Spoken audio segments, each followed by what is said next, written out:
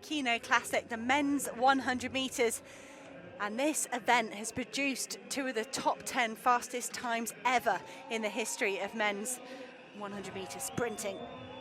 It's Ferdinand Omanyala with his African record set here, and Trayvon Bromell went faster at 9.76 to Omanyala's 9.77. So that, of course, over at the Kasarani Stadium. So coming here to this new Lindsay Stadium, we were unsure what we were going to see from the track surface, but we've seen some brilliant times in some of the other events. They're still very much on for personal best territory here for the likes of Asamoto of Canada, who went sub-9, or nearly went sub-9 last year. And that's Atongu Bogongni of the Cameroon. He will go in lane 2. Odiambo of Kenya will go out in lane 8. He's fourth in Gaborone in 10.22 in the Continental Tour Gold event there. And this is Verheijen of Belgium, the national record holder over 200 metres. He wasn't due to be in this 100, but I did think if we had any withdrawals, any extra lanes, we would see some of those men from the 200 come back and have a go. This is Massa Mwangani, who was in the 200 metres earlier, got a brilliant start and then was just run down by Joseph Fambelet in the closing stages, 20.47 for him. He's a 9.91 competitor, second fastest on personal best. Lachlan Kennedy of Australia, great silver at the World Indoor Championships, and then was second at the National Championships to Ronan Brownan by thousandths in a personal best of 10 dead. Wouldn't he love to go sub-10 today? Bayanda Walaza of South Africa, the double World Junior champion last year, beating the likes of Gout Gout from Australia. And it was after taking a silver in the 4x1 with the South African squad out in Paris. We're also due to have some other athletes. I'll just see if they come through the gates. We were due to have William Race in lane 3 as well. There is Ferdinand Omanyala, though, the African record holder from this meeting back in 2021, 9.77. He's had 2 good seconds this year behind Akani Sambini. He's a season's best on 10 dead from Gaborone back at the start of April. He did second in Rabat the weekend and 10.05 last weekend. So Omanyala, he's in good form. I think he might have been relieved to not see Akani Sambini on one of his start lists, particularly at home here. He does say, though, you know, come here and race me. Come and race me in my backyard. He brings so much energy to this Keino Classic time and time again. It'd be great to see him get his first sub-10 of the season here at this meet that he's been such a big part of over the last few years. Mentioned Asamoto, part of the mixed 4x1 squad that took the gold at the World Relays. But Asamoto, I think this is his favourite event, his better event, and he did run a personal best in the 200 earlier. There's Otatongu. Lachlan Kennedy was just on our screens before that, and the oceanic record of 9.93. Patrick Johnson has stood for 22 years. And Lachlan Kennedy and Ronan Browning are trying to get closer and closer to that magical 10-second barrier. Real opportunity for Lachlan Kennedy here at altitude in Nairobi. I think Verheijen of Belgium has come in to replace William Race.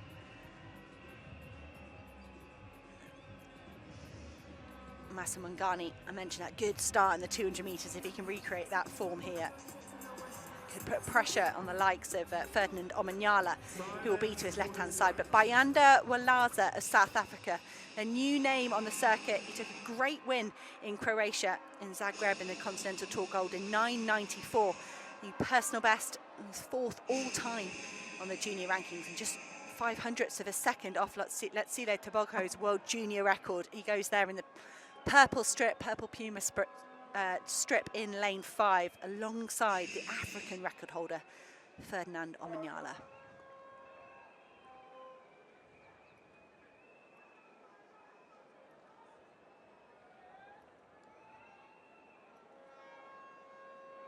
Men's 100 metres featured 4 times here at the Keino Classic over the years. It's always been won in sub-10. Will we get that again here in 2025 in Lindsay Sports Complex?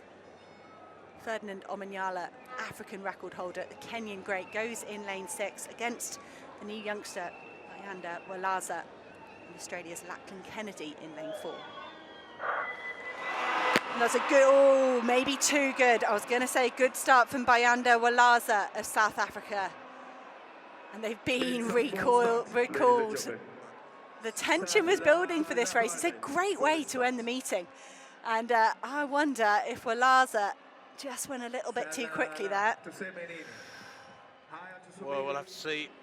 Let's hope it's a green card. I hate to see disqualifications. I know those are the rules, and they have been for many years now. One full start and you're out. Let's hope, of course, it was not Ferdinand Omanyala in the red there, third from the bottom. Walaza in the pink. Ooh, he did get away sharpish, didn't he? And that's the problem, isn't it? Almost when you think someone's got a good start, and then you're like, oh, maybe it was too good. And Walaza, we'll just have to wait and see what the officials decide. Walaza taking a lot of time to amble back to the start line there. Do you know, it's funny because Lachlan Kennedy there, right beside him in the orange, I was going to say had a terrible start, but I wonder if he sensed that Walaza had got away early. Green card for you. I think, I mean, Omanyala got a good start as well. I mean, it's fine margins, is it? Well, they have decided it wasn't a false start, so maybe it was just a phenomenal start from Walaza. We haven't got any of the computer feedback kind of numbers or anything to prove otherwise. So is that a new category between legal and a full start? Phenomenal. Phenomenal, yes. Get a green card and a thumbs up for a phenomenal. Let's see if he can recreate it. But it was good starts from Kennedy, Walaza and Omanyala, but can they do it again as they settle into their blocks for a second time?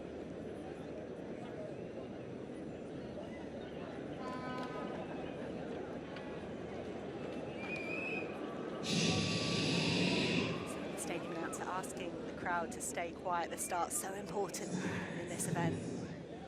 Athletes needing utter focus. Lachlan Kennedy of Australia in 4, Bayanda Walaza of South Africa in 5, Ferdinand Omanyala of Kenya in lane 6. The big names here in the men's 100. And that's a brilliant start from Omanyala.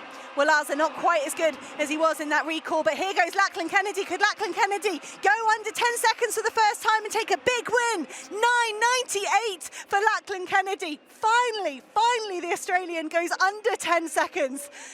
He's been waiting to do that for so long. Ronan Browning, I'm sure, will be watching on going, no, I wanted to do it first.